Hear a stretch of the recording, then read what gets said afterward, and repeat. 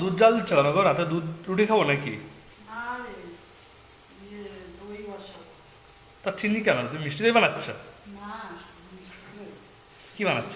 টক দই বানাচ্ছি। কি বলতো, একটু চিনি দিয়ে যদি গরম মানে এটাকে জাল দিই, জাল দেওয়ার পরে দই বসালে দইটা একটু দেখবি টক মিষ্টি হয় না, মিষ্টি দোকানেরটা ওই রকম হয়। আর বাহ। চিনি না দিয়ে বসালে একদম টক টক হয়, ভালো লাগে। দেখিস না, তুই খাস আর বলিস মা দইটা কি সুন্দর হয়েছে। তা 500 গ্রাম দুধে তুমি কতটা চিনি দিলে? এই 100 গ্রামের মতন চিনি দিলাম। এটা 100 গ্রাম হয়ে গেল? হ্যাঁ, 100 গ্রামও না, ওই 75 গ্রাম হবে। আচ্ছা, এরপর কি করবে?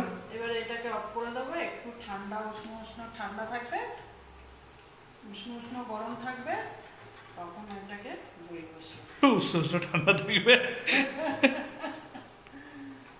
এই বাটি নিয়ে তুমি আবার কি করছো মা? এই তো এইটার মধ্যে এই দই মাখিয়ে রেখেছি। ও, দই না মাখিয়ে তো হয় না, আচ্ছা আচ্ছা। বুঝলি? দই মাখিয়ে রাখলাম এর মধ্যে। এবার এই দুধটাকে এর মধ্যে ঢেলে দেবো, ঢেলে একটা গরম জায়গায় রাখবো। ব্যাস, সকালে দই জমে যাবে, তারপর এটাকে ফ্রিজে রেখে দেবো। ওটা গরম জায়গায় রাখতে হবে? গরম জায়গায় রাখলে কি তাড়াতাড়ি সুন্দর দইটা জমে।